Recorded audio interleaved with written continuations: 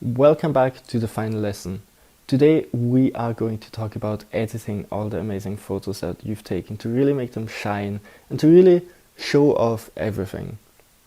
So personally, I think it's really important to learn some of these skills, and certainly when I first started taking photos and then editing them, the way I took photos would kind of change because I knew what to look out for and what elements I really want in my photos. Many of these things will be familiar to you already in some form or another.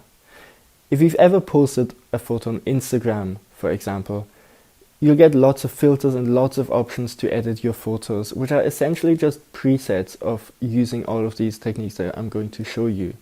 And it's really good and it's fine to use all these filters and they're super helpful to learn. But I think if you want to take your photography a step further, it's really good to dive a little bit deeper into all of these elements so you can change them and really hone in on what you want out of your photos. So the app I'm using for demonstrations today is called Snapseed. It's free for iOS and Android, and I personally really like the user interface. I think it's really easy to use, but even if you don't want to use this app, most of these options are available to you on lots of other apps as well. And like I already said, even most phones, as far as I know my iPhone does, for example. If you go to your photo app where you view the photos, you also have some editing options. And again, all the elements are kind of the same, all the basics are the same. So you can really use those as well. So I'll give you a really easy 5-step process for editing photos, and we'll go through them one by one. So first, you crop your image and you clean it up. Second, you adjust your white balance. Then third, you adjust exposure and contrast. Fourth, you adjust color, so that's saturation and vibrancy and anything else to do with color. And then lastly, you sharpen the images and really get them ready to post. So let's get into it. Okay, cropping your images. So there are 2 steps to this, and that's straightening and then cropping. To straighten image, it's always better to pay attention when you take the photo, to be sure that your horizon is horizontal when you shoot. But straightening is also an easy first editing step, and really you should always start with that. But please make sure that your horizons are straight. Cropping images. It's best to crop to improve minor compositional details like distracting elements at the edge of the frame or repositioning your subject slightly. Again, think about all the other compositional elements here too, especially thinking about the rule of thirds and the overall balance of the picture. Second, white balance. The white balance relates to color levels. So if your image has an overall color tone that's displeasing or unnatural, you can just adjust white balance to fix it. The easiest way to think of this is that your image might be too warm or too cold, and especially the light when you take the photo matters here. So the idea is that if your white balance is set correctly, it means that the white surface also shows up as white. Most programs have both a temperature and a tint slider that you can fiddle about with to fine-tune the overall lighting cast on an image. Generally speaking, your phone adjusts this automatically and it does it pretty well, but it doesn't always work 100% accurately, especially with kind of artificial light. Third, adjusting exposure and contrast. This is the process of making the photo exactly as bright or as dark as you want. Your smartphone really already does a lot of the work already, and I'm constantly impressed by how reliable they are. But one thing to mention is that when you take a photo, I think most phones allow you to click on a part of the screen and then it adjusts the overall exposure to that part. So that's really important in a high contrast scene. So for example, if you have one part of the picture that's really bright and then another one that's really dark or in the shade, then the automatic exposure might not know which part you want to see. So if it's a really stark contrast, you really have to decide which part you want to see. Do you want to see the sky in detail, or the darker ground in detail.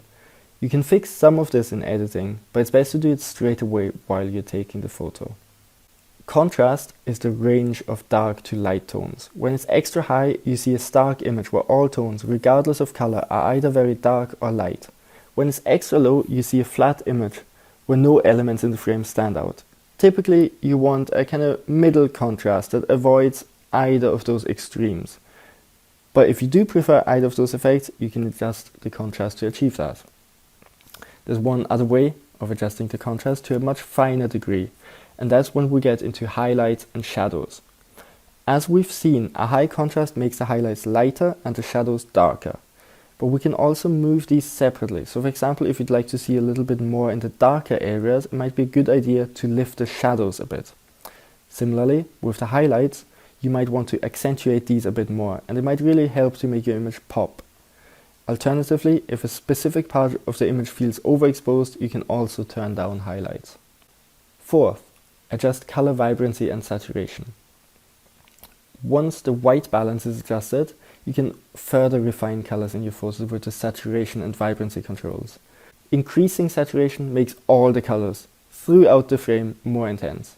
When bright colors pop, it can give the photo a more dramatic look. This is also a good time to do any other color things, like you might want to play around with color effects that only affect certain colors. There are lots of ways in which you can change colors for your photo and for a range of dramatic effects. Personally, in most of my photos, I start with a fairly realistic style and only sparingly use any more dramatic effects. Lastly, we can sharpen images. Sharpening an image gives it a crisper, cleaner look. Many programs offer multiple sharpening tools. Experiment with your editing program's additional sharpening features to see the effect each one produces, but usually I would suggest to go sparingly on sharpening. This is one of the effects that your audience really picks up on. And quite often when I hear people say a photo looks over-processed or it's got a really photoshopped quality to it, one of the things they talk about is sharpness overkill. That's your basic editing skills, and finally I just want to round up all the tasks that I've set you for the weekend. Tomorrow we'll have a live feedback session where we'll have a chance to talk about how you got on with the compositional elements and the editing, and also just what it was like to take all of these photos and plan them out. And I'll also give you a little bit of feedback on all your photos. So I'm really excited to see them. The themes we spoke about were the poetry of George Campbell Hay, and then we had colors, and then we also had history. Again, these are really open-ended, so please take them in any way you want, and really they're just excuses for you to go out and find some specific objects or scenes to take photos of. Anyway, I'm really excited to see what you come up with, and I'm also really excited to finally meet you all, even if it's not in person, but at least it's on a video call. And yeah, I'll see you tomorrow.